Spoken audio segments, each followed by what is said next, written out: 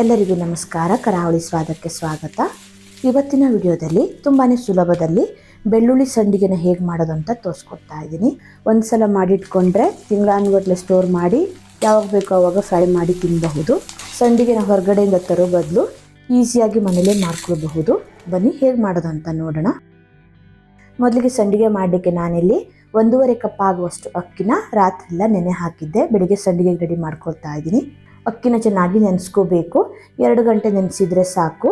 ನೀಟಾಗಿ ನೀರನ್ನೆಲ್ಲ ಸೋಸಿ ಮಿಕ್ಸಿ ಜಾರಿಗೆ ಹಾಕಿ ರುಬ್ಕೊಳ್ಬೇಕು. ಮೊದಲಿಗೆ ನಾನು ಬೆಳ್ಳುಳ್ಳಿ ಮತ್ತು ಒಣಮೆಣಸಿನ್ಕಾಯಿನ ಹಾಕಿ ಸ್ವಲ್ಪ ಪುಡಿ ಮಾಡ್ಕೊಳ್ತಾ ಇದ್ದೀನಿ. ಸಿಪ್ಪೆ ತೆಗೆದಿರೋ 1-2 ಗಡ್ಡೆ ಆಗುವಷ್ಟು ಬೆಳ್ಳುಳ್ಳಿ, ಖಾರಕ್ಕೆ 6 ರಿಂದ 7 ಆಗುವಷ್ಟು ಒಣಮೆಣಸಿನ್ಕಾಯಿನ ಹಾಕಿ ರುಬ್ಲಿಕ್ಕೆ ಸ್ವಲ್ಪ ನೀರು ಹಾಕ್ಕೊಂಡು ಸ್ವಲ್ಪ ತರಿಯಾಗಿ ರುಬ್ಕೊಂಡಿದ್ದೀನಿ. ಮೊದಲಿಗೆ ಸ್ವಲ್ಪ ತರಿಯಾಗಿ ರುಬ್ಕೊಂಡು ನಂತರ ಇದಕ್ಕೆ ಅಕ್ಕಿನ ಸೇರಿಸಿ ರುಬ್ಕೊಳ್ಬೇಕು. ಖಾರಕ್ಕೆ ಒಣಮೆಣಸಿನ್ಕಾಯಿ ಬದಲು ಹಸಿಮೆಣಸಿನ್ಕಾಯಿ ಅಥವಾ ಖಾರದ ಪುಡಿ ಕೂಡ ಬಳಸಬಹುದು. ನಿಮ್ಗೆ ಎಷ್ಟು ಖಾರ ಬೇಕು ಅಂತ ನೋಡ್ಕೊಂಡು ಸೇರಿಸ್ಕೊಳ್ಳಿ. ರುಬ್ಲಿಕ್ಕೆ ಸ್ವಲ್ಪ ನೀರು ಹಾಕಿ ನುಣ್ಣಗೆ ನೋಡಿ ಈ ರೀತಿ ರುಬ್ಬಿ ಒಂದು ಪಾತ್ರೆಗೆ ಹಾಕ್ಕೊಳ್ತಾ ಇದ್ದೀನಿ. ನಂತರ 1-2 ಕಪ್ ಆಗುವಷ್ಟು ನೀರು ಹಾಕಿ ಚೆನ್ನಾಗಿ ಇದನ್ನು ಮಿಕ್ಸ್ ಮಾಡ್ಕೊಳ್ಳಿ. ಬೆಳ್ಳುಳ್ಳಿ ಬದಲು ಈರುಳ್ಳಿ ಸಹ ಹಾಕಿ ಇದೇ ರೀತಿ ಈರುಳ್ಳಿ ಸಂಡಿಗೆನೂ ಕೂಡ ಮಾಡ್ಕೊಳ್ಬಹುದು. ನೋಡಿ ಈ ರೀತಿ ತೆಳ್ಳಗೆ ಹಿಟ್ಟನ್ನು ರೆಡಿ ಮಾಡಿಕೊಂಡು ನಂತರ ಇದನ್ನು ಬೇಯಿಸ್ಕೊಳ್ಬೇಕು. ಒಂದು ಪಾತ್ರೆಗೆ 6 ಕಪ್ ಆಗುವಷ್ಟು ನೀರು ಹಾಕಿ ಸ್ಟವ್ ಮೇಲೆ ಇಟ್ಟು ಬಿಸಿ ಮಾಡಲಿಕ್ಕೆ ಇಟ್ಟಿದ್ದೀನಿ. ನೀರು ಸ್ವಲ್ಪ ಬಿಸಿಯಾಗಲಿ ಸ್ಟಾರ್ಟ್ ಆದಾಗ ರೆಡಿ ಮಾಡಿ ಇಟ್ಕೊಂಡಿರೋ ಹಿಟ್ಟನ್ನು ಹಾಕಿ ಮಿಕ್ಸ್ ಮಾಡ್ಕೊಳ್ಬೇಕು. ಗ್ಯಾಸ್ನ ಮಧ್ಯಮ ಉರಿಯಲ್ಲಿ ಇಟ್ಕೊಂಡು ಈ ರೀತಿ ತಿರುಗಿಸ್ತಾನೆ ಚೆನ್ನಾಗಿ ಬೇಯಿಸ್ಕೊಳ್ಳಿ. ಕೈ ಆಡಿಸ್ತಾನೆ ಇರಬೇಕು, ಇಲ್ಲಾಂದರೆ ತಲೆ ಹಿಡ್ಕೊಳತ್ತೆ.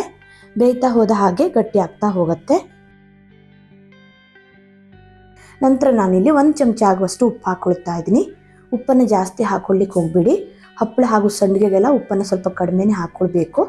ಒಣಗಿದ ಮೇಲೆ ಉಪ್ಪು ಜಾಸ್ತಿ ಆಗಿಬಿಡತ್ತೆ. ಉಪ್ಪು ಹಾಕಿ ಚೆನ್ನಾಗಿ ಇದನ್ನು ಮಿಕ್ಸ್ ಮಾಡಿಕೊಂಡು ಕುದಿಲಿಕ್ಕೆ ಬಿಡಿ.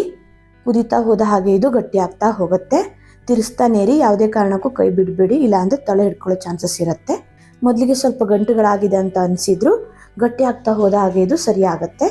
ಹಿಟ್ಟು ಗಟ್ಟಿ ಆದ ಹಾಗೆ ಹಿಟ್ಟಿನ ಕಲರ್ ಕೂಡ ಚೇಂಜ್ ಆಗಿದೆ. ನೋಡಿ ಹಿಟ್ಟು ಚೆನ್ನಾಗಿ ಬೆಂದು ರೆಡಿ ಆಗಿದೆ. ಈ ಹದದಲ್ಲಿ ಹಿಟ್ಟನ್ನು ರೆಡಿ ಮಾಡ್ಕೊಳ್ಬೇಕು. ಸ್ಟವ್ನ ಆಫ್ ಮಾಡಿ ಇದನ್ನು ಇವಾಗ ತಣಿಲಿಕ್ಕೆ ಬಿಡೋಣ. ಚೆನ್ನಾಗಿ ತಣದ ಮೇಲೆ ಇದನ್ನು ಪ್ಲಾಸ್ಟಿಕ್ ಶೀಟ್ ಅಥವಾ ಬಟ್ಟೆ ಮೇಲೆ ಹಾಕಿ ಒಣಸ್ಕೊಂಡ್ರೆ ಆಯಿತು.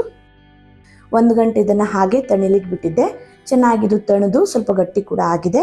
ಇದನ್ನು ಇವಾಗ ಪ್ಲಾಸ್ಟಿಕ್ ಶೀಟ್ ಮೇಲೆ ಹಾಕಿ ಒಣಸ್ಕೊಳ್ತಾ ಇದ್ದೀನಿ. ನೀವು ಬಟ್ಟೆ ಮೇಲೂ ಕೂಡ ಹಾಕ್ಕೊಳ್ಬಹುದು. 1 ಚಮಚ ಆಗುವಷ್ಟು ಸಂಡಿಗೆ ಹಿಟ್ಟನ್ನು ನೋಡಿ ಈ ರೀತಿ ಸ್ವಲ್ಪ ದೂರ ಹಾಕ್ಕೊಳ್ತಾ ಇದ್ದೀನಿ. ಹಿಟ್ಟು ದಪ್ಪ ಇರೋದ್ರಿಂದ ಕೈಯಿಂದ ಸಹ ಹಾಕ್ಕೊಳ್ಬಹುದು. ಹಿಟ್ಟನ್ನು ಹರಡಿ ತೆಳ್ಳಗೇನು ಮಾಡೋದು ಬೇಡ, ಈ ರೀತಿ ದಪ್ಪ ಮಾಡಿ ಹಾಕ್ಕೊಳ್ಬೇಕು. ಹಿಟ್ಟು ಬಿಸಿ ಇರುವಾಗ ಪ್ಲಾಸ್ಟಿಕ್ ಶೀಟ್ ಮೇಲೆ ಹಾಕ್ಕೊಳ್ಲಿಕ್ಕೆ ಹೋಗಬೇಡಿ, ಚೆನ್ನಾಗಿ ತಣ್ಣದಿರಬೇಕು. ನೋಡಿ ಈ ರೀತಿ ಎಲ್ಲವನ್ನು ನೀಟಾಗಿ ಸ್ವಲ್ಪ ದೂರ ಹಾಕ್ಕೊಂಡಿದ್ದೀನಿ. ಇದನ್ನು ಇವಾಗ 2 ರಿಂದ 3 ದಿನ ಬಿಸಿಲಿಗೆ ಚೆನ್ನಾಗಿ ಒಣಸ್ಕೊಳ್ಬೇಕು. ನೋಡಿ ಚೆನ್ನಾಗಿ ಒಣಗಿದ ಮೇಲೆ ತೋರಿಸ್ತಾ ಇದ್ದೀನಿ. ಈ ರೀತಿ ಗರ್ಗರಿ ಆಗೋ ತನಕ ಚೆನ್ನಾಗಿ ಒಣಸ್ಕೊಳ್ಬೇಕು. ಹೀಗೆ ಒಣಸ್ಕೊಳ್ಳೋದ್ರಿಂದ ಎಷ್ಟು ದಿನ ಇಟ್ಟರು ಹಾಳಾಗಲ್ಲ, ತಿಂಗಳಾನುಗಟ್ಟಲೆ ಸ್ಟೋರ್ ಮಾಡಿಡಬಹುದು. ನೋಡಿ ಈ ರೀತಿ ಕೈಯಿಂದ ಮುರಿದಾಗ ಈಸಿಯಾಗಿದ್ದು ತುಂಡಾಗಬೇಕು. ಈ ರೀತಿ ಒಣಸ್ಕೋಬೇಕು. ನಾನು ತಗೊಂಡಿರೋ 1.5 ಕಪ್ ಅಕ್ಕಿಗೆ ನನಗಿಲ್ಲಿ ಇಷ್ಟು ಸಂಡಿಗೆ ಆಗಿದೆ. ನೆಕ್ಸ್ಟ್ ಇವಾಗ ಸ್ವಲ್ಪ ಸಂಡಿಗೆನ ಎಣ್ಣೆಲಿ ಫ್ರೈ ಮಾಡಿ ತೋರಿಸ್ತಾ ಇದ್ದೀನಿ. ನೋಡಿ ಎಣ್ಣೆಲಿ ಹಾಕಿದ ತಕ್ಷಣ ಎಷ್ಟು ಚೆನ್ನಾಗಿ ಹರಡ್ಕೊಂಡಿದೆ ಅಂತ. ನಾವಿಲ್ಲಿ ಸೋಡಾ ಏನೂ ಹಾಕಿಲ್ಲ, ತುಂಬಾ ಚೆನ್ನಾಗಿ ಬಂದಿದೆ.